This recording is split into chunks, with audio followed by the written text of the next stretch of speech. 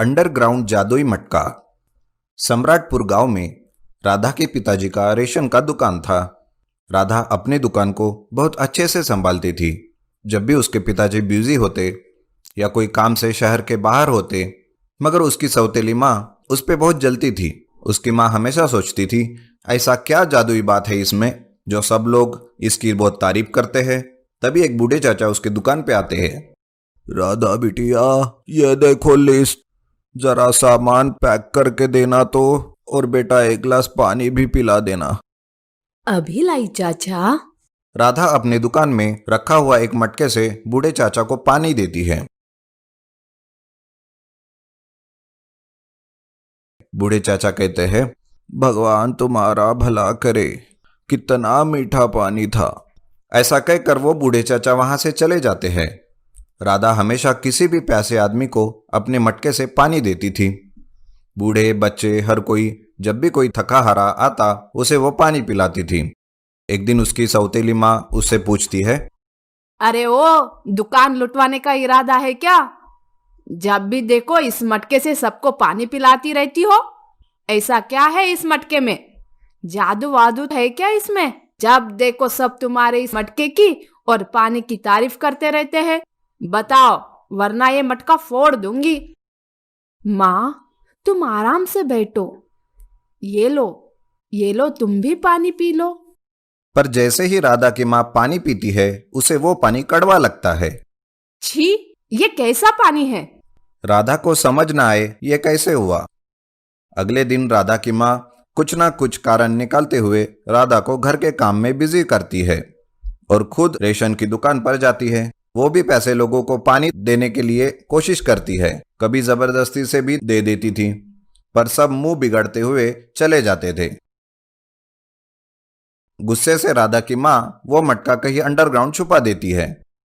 अब तो इस मटके का किस्सा खत्म और उस नकचड़ी राधा की तारीफ भी खत्म। अगले दिन जैसे राधा को पता चलता है कि उसका मटका नहीं मिल रहा, वो रोते रोते घर आकर माँ से पूछती है, माँ, मेरा मटका अपने दुकान में कहीं मिल नहीं रहा। कहाँ गया? तुमने देखा क्या? मैंने तुम्हारे उस घटिया से मटके को नहीं देखा। मेरे पास और कोई काम नहीं है क्या? आई बड़ी मुझसे सवाल करने वाली। तभी वहां से राधा के पापा आते हैं। वो कहते हैं, क्या हुआ भाई, क्या चल रहा है सुबह सुबह? कोई मुझे कुछ बताएगा? पापा, मेरा ना पानी का मटका नहीं मिल रहा है जो अपनी दुकान में मैंने रखा था। अरे बेटा, रोते नहीं, चलो हम सब मिलकर मटके को ढूंढते हैं। सब दुकान पर जाते हैं और मटका ढूंढते हैं, पर राधा और उसके पापा को मटका नजर नहीं आ रहा और राधा की माँ मन ही मन मुस्कुरा रही थी। तभी राधा वापस रोने लगती है। उसे देख राधा के पापा को राधा के माँ पर शक हो जाता है। वो कहते हैं, जल्दी बताओ राधा की माँ, मटका कहाँ छुपा दिया तुमने? देखो, बच्ची का रो रो कर बुरा हाल हो रहा है। राधा की माँ सबको उस जगह पर ले जाती है जहां उसने वो मटका छुपा दिया होता है। वो खुदाई करके अंडरग्राउंड से मटका निकाल के राधा के हाथ में दे देती है। राधा कहती है, अरे, ये क्या? पापा, चमत्कार हो गया। देखो, इस मटके में सोने के कॉइन है। नहीं बेटा, मुझे तो नहीं दिख रहे। हाँ, मुझे भी नहीं दिख रहे हैं। अरे, तो मुझे कैसे दिख रहे हैं? मुझे लगता है कि ये कोई जादुई मटका है। मुझे भी तो इतने दिनों से लग रहा था कि ये मटका जादुई है, इसीलिए तो मैंने इसे चुराया, गुस्से में आकर अंडरग्राउंड में रखा। जाने क्या बात थी इस मटके में, लोग इसके पानी की इतनी तारीफ करते थे। माँ, हर प्यासे को कोई जब पानी मिलता है तब वो पानी किसी जादुई पानी से कम नहीं होता।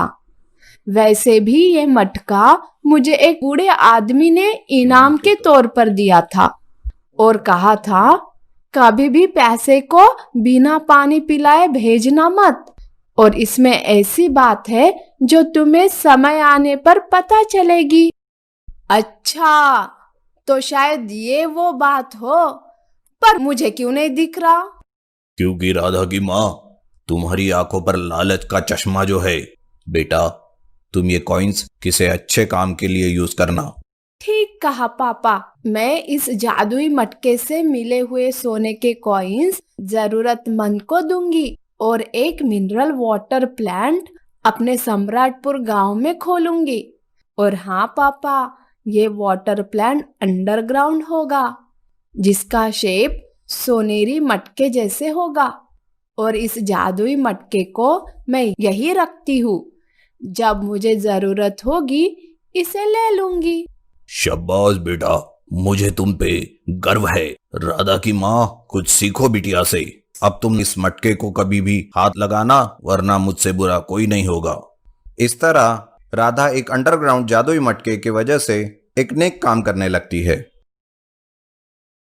मैजिकल कॉस्ट्यूम वाला। कहीं एक गांव था जहां के लोग राजी खुशी रहते थे। चिंता या दुख का साया तक उस गांव में नहीं पड़ता था। सब मिलजुल कर भाईचारे के साथ रहते थे। ना कोई मनमुटाव, ना कोई शिकवा। पर एक दिन वहां ऐसा कुछ हो गया कि लोगों की नींद ही उड़ गई और वो चिंता से गिर गए। आए दिन लोगों में लड़ाइयाँ होने लगी। हाय राम, मैं तो लुट गया, बर्बाद हो गया। मेरी सारी जमा पूंजी किसी ने छीन ली, मैं तो कहीं का ना रहा। क्या हुआ भाई, क्यों चिल्ला रहा है? चोरी हो गई मेरे घर में, मेरा सारा सामान कोई चुरा कर ले गया।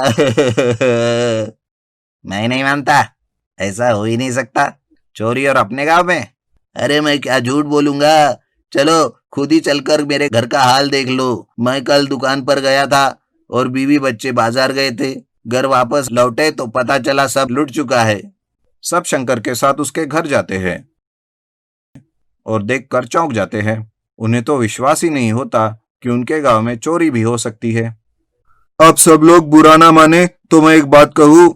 अरे कहे भाई, अब इससे ज्यादा बुरा क्या हो सकता है, बोल। वो कल मैंने राजेश को तुम्हारे घर से जाते हुए देखा था और उसके पास काफी सामान भी था। भोला को राजेश पे शक होता है, पर सब उसकी बात नहीं मानते, क्योंकि उनके गांव का कोई भी इंसान चोरी करे ये बात किसी को हजम ही नहीं होती। वो एक दूसरे को सावधान रहने के लिए बोलकर वहां से चले जाते हैं। तभी राजेश कहता है, वाह, आज तो बड़ा हाथ मारा है मैंने।